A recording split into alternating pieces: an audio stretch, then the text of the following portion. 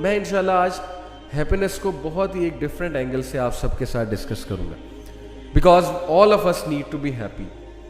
Unless and until we are not happy with ourselves, with what's going on around us, तो फिर ना इबादत का मज़ा आएगा, ना जो है वो ज़िंदगी गुजारने का मज़ा आएगा, ना जो है वो ज़िंदगी की जिम्मेदारियाँ निभाने का मज़ा आएगा. So yes, this is something which matters a lot. So let's discuss happiness from a psychological point of view. Psychologists have actually a lot of difference of opinion with regards to the definition of happiness. कोई complete definition नहीं है psychology में, but कुछ schools of thoughts हैं, वो मैं आपसे discuss करता हूँ. Let's move on to the slide. So सबसे पहली बात है कि scientifically happiness को जिस तरह से define किया जाता है, जिस नाम से define किया जाता है, that is subjective well-being. और well-being पे बहुत सी किताबें भी लिखी हुई हैं. Now what is well-being? Well-being क्या होता है?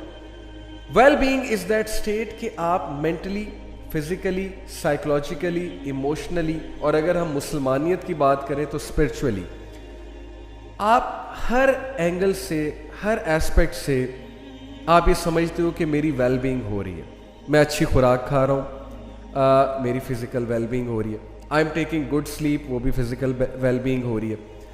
I am completing my task, I am completing whatever goals I wanted to achieve, तो इसका मतलब मेरी इमोशनल वेल-बीइंग भी हो रही है, मेरी साइकोलॉजिकल वेल-बीइंग भी हो रही है.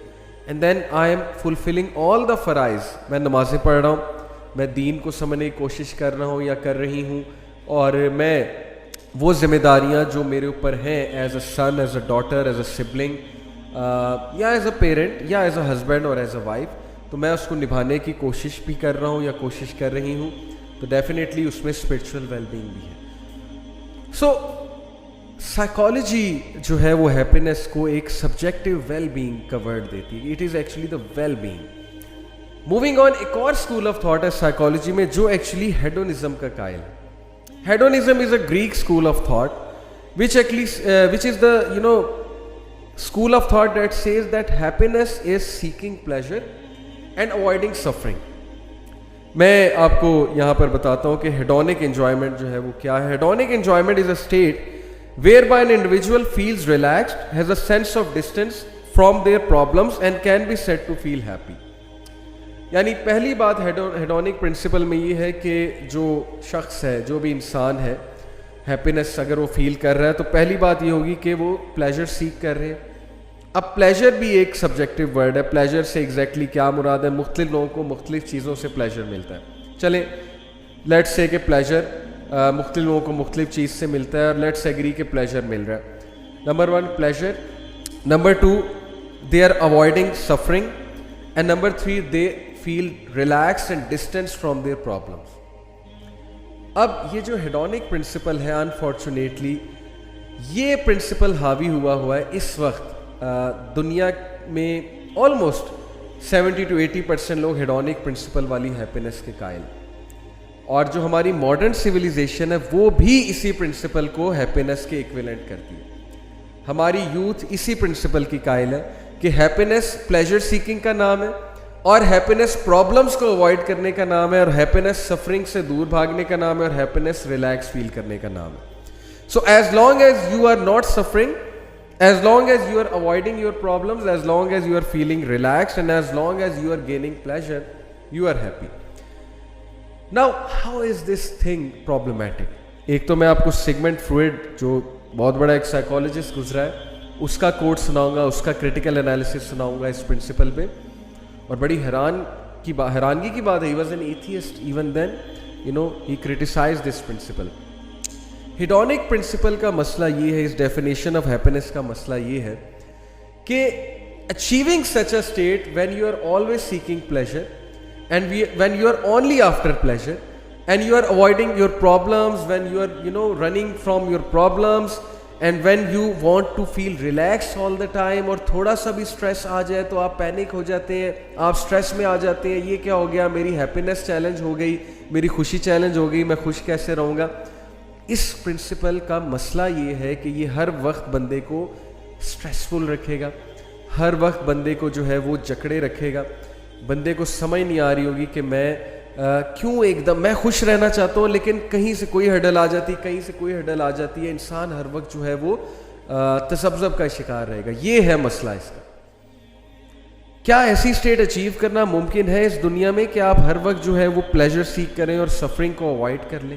पहली तो बात, ये सिचुएशन वैसे इम्पॉसिबल है आज की दुनिया में।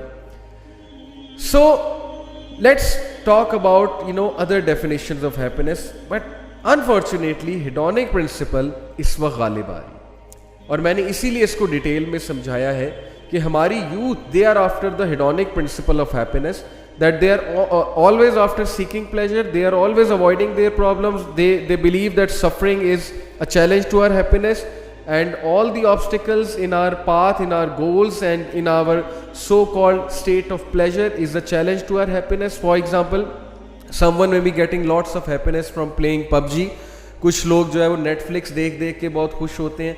कुछ लोग का दिल करता है कि मेरे पे कोई जिम्मेदारी ना हो, मैं हर वक्त मैट्रेस पे लेटा हूँ, मैं जो है वो मूवीज़ देखता रहूँ, मैं अपनी लाइफ गुजारता रहूँ, मुझे कोई कुछ ना कहे। और हर वो चीज़ जो उसको चैलेंज करेगी, जो उसको उसके कंफर्ट जोन से हटाएगी, वो उसके लिए हैप्पीनेस का चैलेंज बन जाएगी। तो कितना मायोपिक विजन है हैप्पीनेस का। नाउ देयर आर अदर्स जिनको हैप्पीनेस इंट्रिंसिक वैल्यूज से होती है, उनको चैरिटी वर्क करके हैप्पीनेस होती है, उनको सोशल वर्क करके हैप्पीनेस होती है। मैं ऐसे लोग को जानता हूँ। मुझे एक भाई ने एक बार कहा कि यार एक बार मैं ऑफिस में था तो मैंने अपने लिए बड़ा ज़बरदस्त एक लंच बॉक्स मंगाया, ज़ाहिर है कि ऑर्डर कराया, और मैं छुपके से जाके एक कमरे में जाके खाने लग गया। कहता मैंने पूरा लंच बॉक्स टिका के खाया, लेकिन बाद में मुझे फील हुआ कि यार मैंने किसी के साथ शेयर नहीं किया, तो वो खुशी नहीं आई। खाना खा के वो खुशी नहीं आई जो शेयर करके आती। तो कुछ का कॉन्सेप्ट ऑफ हैप्पीनेस ये है कि शेयरिंग से मुझे खुशी होती है। तो ये जो मायोपिक वर्जन निकला ना हेडोनिक प्रिंसिपल से हैप्पीनेस का, trust me it is making us more depressed, it is making us more alienated from the concept of happiness.